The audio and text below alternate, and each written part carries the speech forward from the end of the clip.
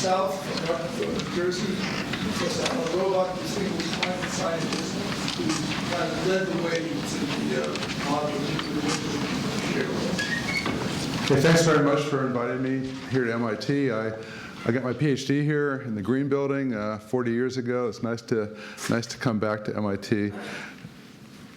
This is our beautiful planet, but after a nuclear war, it might look like this, with smoke covering the world from the fires that would be started that Ira just described. And this, of course, would absorb sunlight, block out the sun, making it cold and dark at the Earth's surface. And the temperatures could get so cold that it would be like winter time in the summer. And this, of course, would kill basically all the crops, and the people that didn't die from Ira's scenario would die of starvation. This was called nuclear winter. Now, this is a graph of the total number of nuclear weapons on the planet. The total includes the other 7 countries, but the US and Russia have most of them. And you can see in the 1980s, the nuclear arms race ended. Why? Jonathan said it was because of demonstrations in Central Park. That was part of it, but part of it was because scientists informed policy. Crutzen and Birx, Paul Crutzen got a Nobel Prize in chemistry for his work on stratospheric ozone, but he also wrote a paper pointing out that there would be smoke from nuclear war and that it might cause climate change. And the next year, both Russian and American scientists calculated the climate response. Their results agreed, showing that their temperatures would get very cold. And the next year, I published a paper in Nature, and Covey et al. Did, and then the nuclear arms race ended. And that was, one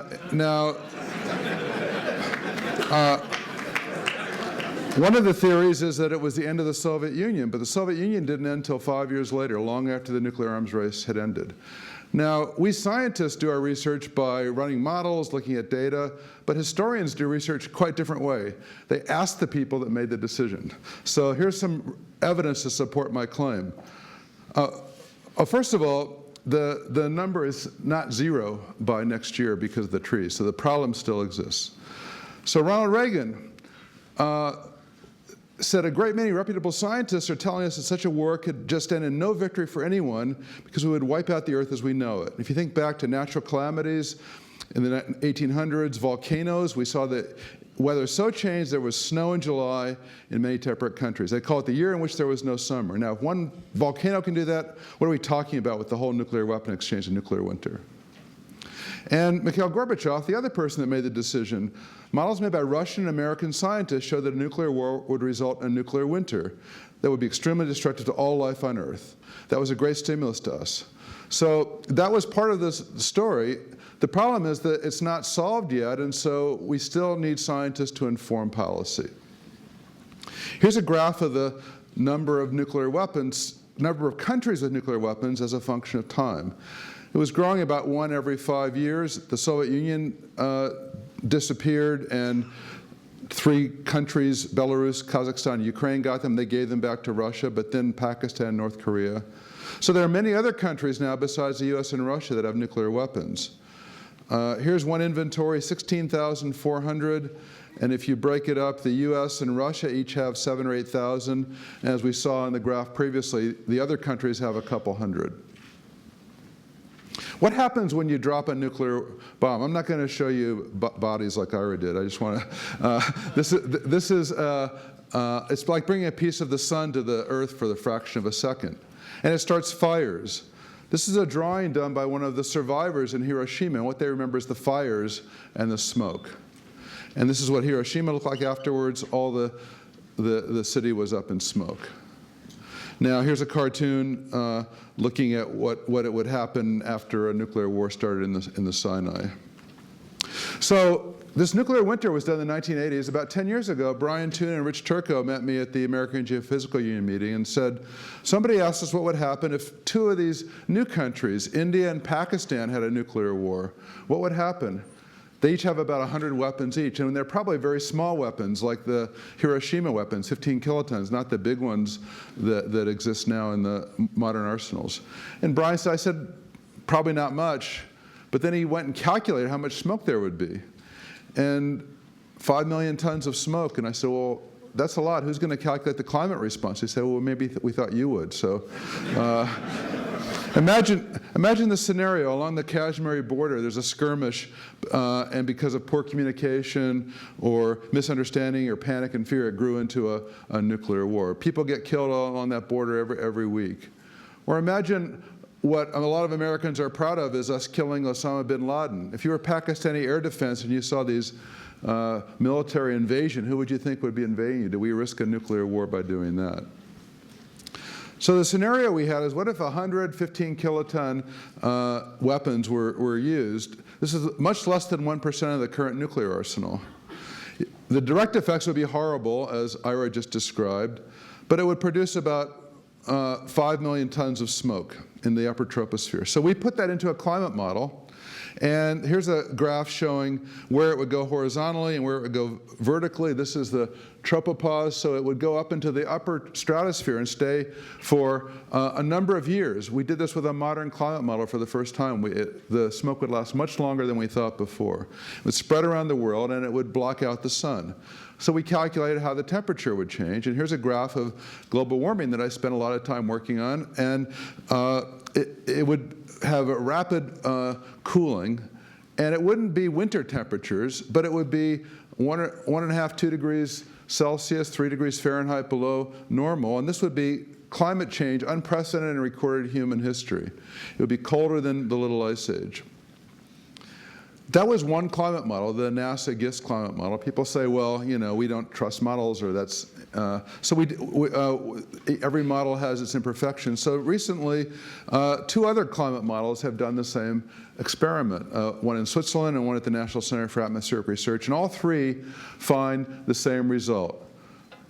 From only 115 kiloton bombs, much less than 1% of global nuclear arsenal. Now, Mike Mills did a nicer graphic that I like. This is looking from the North Pole to the South Pole where the smoke would go, and it would rapidly go into the troposphere is where we live, where there's rain that washes out particles. But if you get it up in the stratosphere, there's no rain, and these small particles fall very slowly, but they're heated by the sun and lofted. So you can see this has now gotten to July, so in the northern hemisphere, it's heated by the sun, lofted up here, and then it will go up there, and it would stay for more than a decade. So this was something that was only discovered by redoing these calculations with a modern climate model. So then we plotted how the temperature and precipitation would change from these 3 different climate models. And so this is the temperature over 10 years would go 1 to 2 degrees below normal. Precipitation will go about 10% less. And also, this smoke, of course, absorbs sunlight and heats the upper atmosphere. And it gets very hot in the stratosphere, and this destroys ozone. And so you have a lot more ultraviolet radiation reaching the surface. In spite of the smoke, more ultraviolet would reach the surface. And we worry about the ozone hole in Antarctica in the spring, but it would be like a nuclear winter ozone hole. The whole world would have a reduction of ozone with more ultraviolet. The most important consequence of this or any other climate change is how it affects our food. So we took these scenarios, we put them into crop models to see how it would affect, and we looked at the 2 countries that produce the most food, the United States and China, how it would affect corn and soybeans in the US, rice, maize, and wheat in China. And here's a graph showing for 10 years the reduction of 10, 20%, 20%, 40% of these different crops forced by the results of these different models. And to summarize, for the first 5 years, food production in the world would go down by 20 to 40%. You know what happens when the price of food goes up a little bit. There was a drought in Russia 5 years ago, and the price of wheat, they stopped exporting wheat, and that produced the Arab Spring. There was the price of food went up, and the price of food produces revolutions many times. So that's not correct. Not according to the... So you can imagine people like us, rich people like us, the price of food would go up a bit, but people that are living on the margin might be subject to famine. Ira has estimated 1 to 2 billion people would die from famine. But it's much worse than that. This is a US Trident nuclear submarine. it has 96 nuclear weapons, much bigger than the ones I just talked about. So each trident is 1,000 Hiroshimas. And the US has 14 of them, and that's half of our nuclear arsenal. And Russia has the same size arsenal.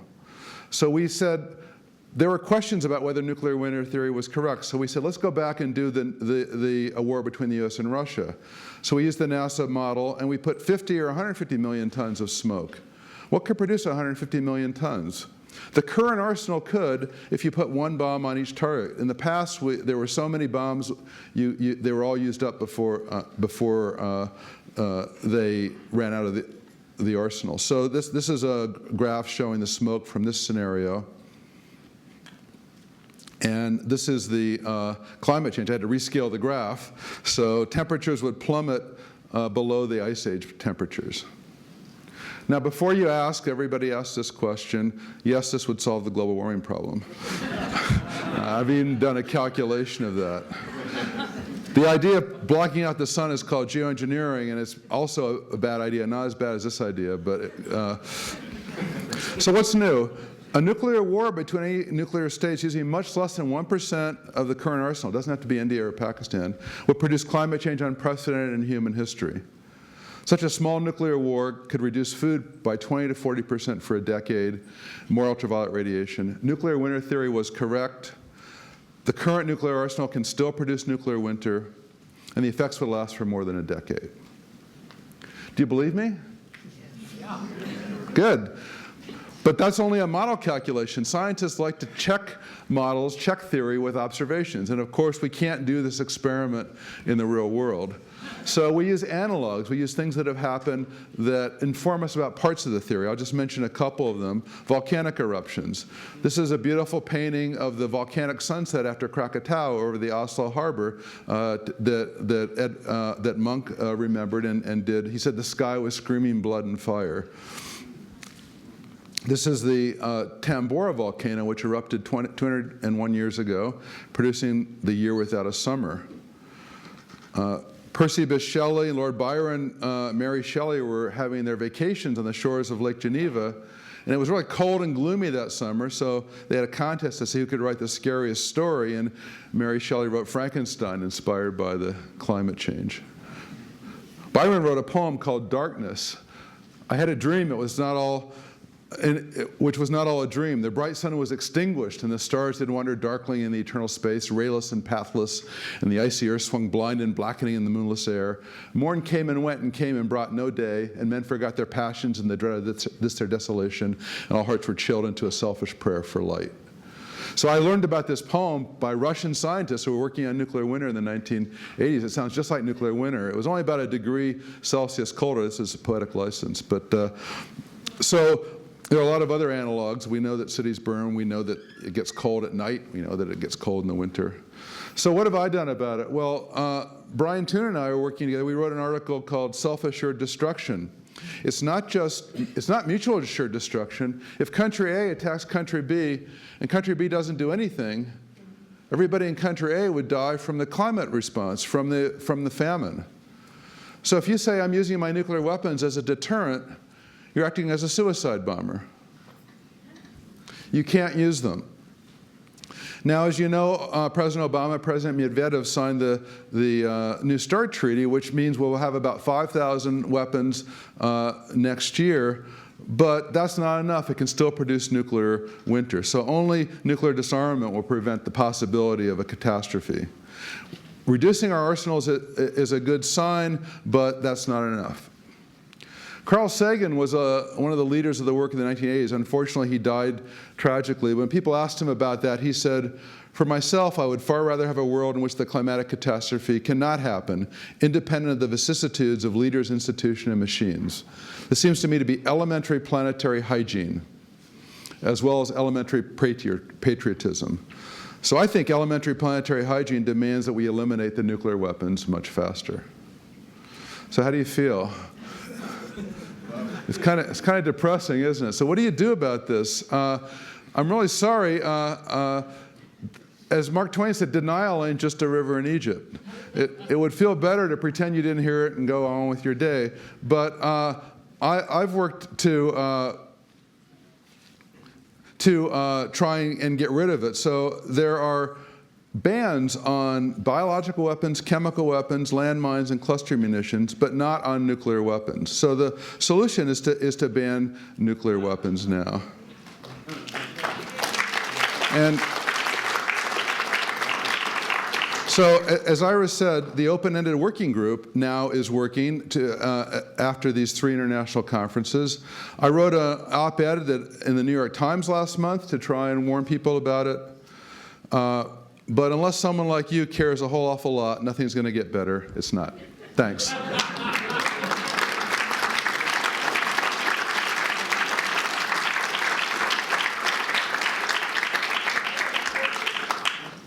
right, we'll take a couple of questions. I have a question. I want to know about the southern hemisphere. You showed a lot of graphics which impacted the northern hemisphere since they're loaded with the nuclear arsenal. So what impact would be in the southern hemispheres? Well, there are no nuclear weapons in the southern hemisphere, so but the smoke would cover the whole world. It doesn't really matter where the weapons go off because the atmospheric circulation would cover the whole world. Now, the southern hemisphere is mostly ocean, and so it wouldn't cool as much as the northern hemisphere, but over the land, there would still be the same effects. But if you want to go somewhere to be safe, probably New Zealand would be better than other places.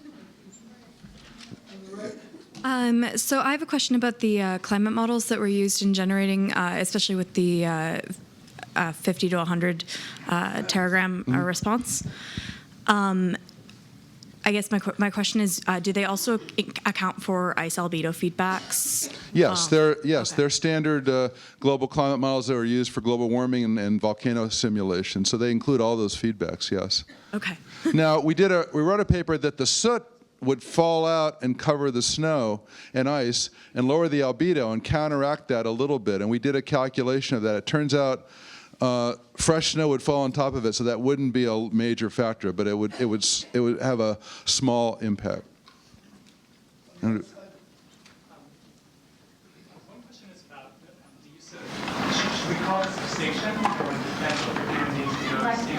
No. Just get closer. The question was, would human beings become extinct? Is that the question? That's one question. And then part 2 is social media. I'm curious how many people in here are on Twitter and live tweeting this. This is the hashtag, by the way.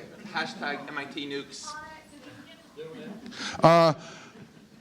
I think it's hard to argue that humans would become extinct. After the Toba volcanic eruption 74,000 years ago, which made temperatures that cold for a couple years, a lot of humans died, but our species survived. So if you were in New Zealand and there were a lot of sheep and fish and stuff, and the temperatures wouldn't cool as much, probably people that were smart or lucky would survive. So I'm not sure everybody would die, but it would be a horrible, civilization would die for sure. Wouldn't you say this represents a kind of mass mental illness? You got your right-wingers, that the ones that make all these weapons, and because the Russians had a more liberal politics. And now we got right-wingers in this country, and the corporate leaders, they're destroying the whole system, and the Democrats, they can't even communicate well enough to beat Republicans. Well, yeah, you could characterize it that way. I mean, it's part of the military-industrial complex that Eisenhower warned us about. And some people make a lot of money, and their careers are based on continuing these nuclear weapons. There's a $1 trillion modernization program now planned in the U.S., and the Russians are doing it too. But it's a much easier problem to solve than the global warming problem, because the total amount of money involved is much less and fewer careers. So we just need some leadership. President Obama can reduce our arsenal without a treaty with Russia. He doesn't need a treaty to have fewer weapons, and that would be a really good way to show some leadership in the last year of his administration. How does U.S. military planning doctrine evaluate the concept of nuclear winter and the implications? Well, it's all secret, so I don't know. I've talked to John Holdren, the president's science advisor. Can you please talk to the president about this? And there's no evidence that they know about this. And so we're trying to get the word out. I talked to Andy Revkin, the science reporter for the New York Times. Can you write about our stuff in the New York Times? Finally, he got me in touch with the Retro Report, which is part of the New York Times. Whatever happened to? And tomorrow they're going to release this thing they did on nuclear winter. So maybe that'll get some publicity. But I still am very frustrated getting the word out. So. There have already been thousands of detonations done for testing purposes all over the world, and we haven't seen this kind of scenario that you are modeling here. So That's I'm right. wondering, what is the difference between those detonations that have already happened in the thousands and the scenario that you're modeling? I don't think it's been thousands, but it's been a lot. The tests were not done by burning cities. The tests were done in the desert, over the ocean in remote areas. And it's the smoke, it's the black particles of the smoke, maybe 3%. I mean, this black carpet is probably plastic. It forms this black sooty smoke. And so it's the smoke that causes the climate change, not the explosions themselves. And so now, in World War II, there were a lot of cities burned in genocidal bombings, not just Hiroshima and Nagasaki, but Tokyo and Hamburg and Dresden, and a lot of cities in Japan. And the global temperature was a couple tenths of a degree cooler for 5 years after World War II, and I don't. That may have been the effect of the smoke from that. It may have been bad data during World War II. We're working on that, but they didn't actually burn cities. That's the answer. One more question. Are you in conversation, I suppose, with the White House? Is there somebody in the White House with whom you regularly correspond so that this gets out to everybody? Well, I tweet. I have a Facebook page. I write op-ed in the New York Times. I have a TED Talk. I've talked to John Holdren. I've talked to Rose Gottmuller, who's the president's advisor on nuclear issues. I explained to her how he could reduce the weapons. No, he can't. I said, yes, he can. George H.W. Bush did it without a treaty. So I write letters to President Obama, but he hasn't written back. He has not? You can help me.